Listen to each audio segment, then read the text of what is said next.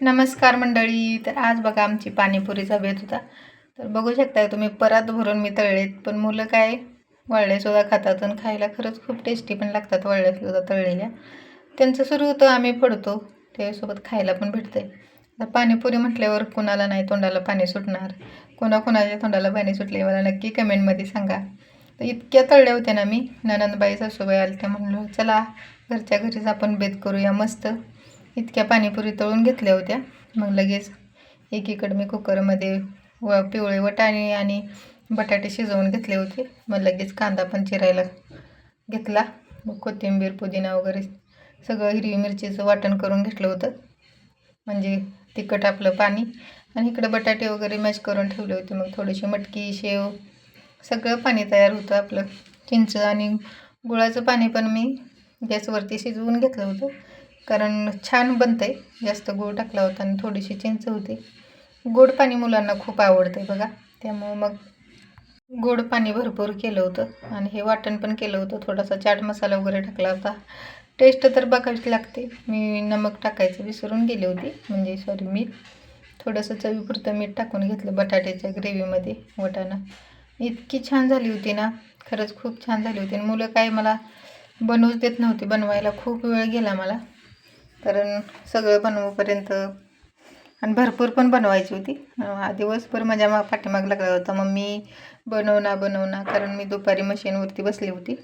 थोड्या सासूबाईंच्या नंदबाईच्या आमच्या साड्या पिकोफॉल करायच्या होत्या, त्यामुळं खूप कंटाळा आला. मग नंतर मी झोपून केली. म्हटलं संध्याकाळी 4 वाजता करू बेत. तर सगळं बघा तयार आहे. इतकं म्हणजे केलं होतं. बाहेर पण इतकी टेस्ट नाही. आमच्या सासूबाईला नंदबाईला इतकी आवडल्या ना पाणीपुरी, तर सगळ्यांनी खायला या. आता इथं थोडंसं बाहेरून उजेड येतोय, ऊन येते, त्यामुळे नाही आणून बघा आरवला मारला. आरवनं इतक्या तळल्यापासून खाल्लेत ना, अर्ध्या केलेत बघा, एक एक एक एक नेऊन. त्याला खूप आवडते.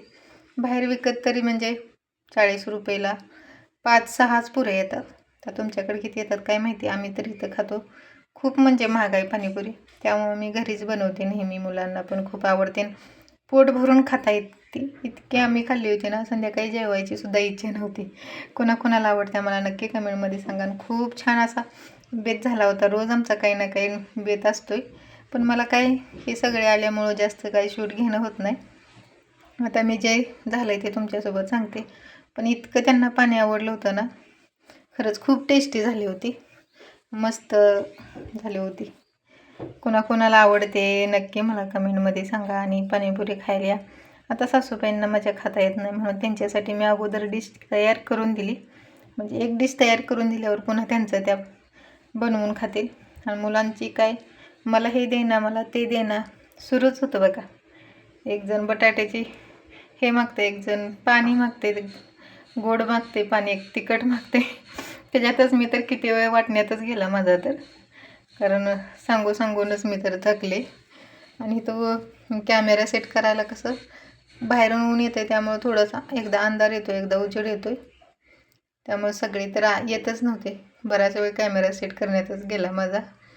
तर तुम्ही बघू शकताय किती मस्त आम्ही पार्टी केलेली आहे सगळ्यांनी. एकदा एक गोष्ट म्हटलं का आमचा आरव महागच लागतो माझ्या, मम्मी चल ना पाणीपुरी करूया. आता बाहेरची खाण्यापेक्षा घरची चव किती भारी. आणि आरवला तरी म्हणजे सांगावं लागत नाही, तो सगळं स्वतः घेऊन खातच राहतोय. तर बघा असा होता आजचा दिवस. कसा वाटला मला नक्की कमेंटमध्ये सांगा. व्हिडिओ आवडला असेल तर आपल्या चॅनलला सबस्क्राईब करा, लाईक करा आणि शेअर करायला विसरू नका.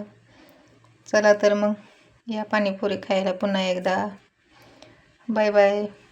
नेक्स्ट व्हिडिओमध्ये भेटू.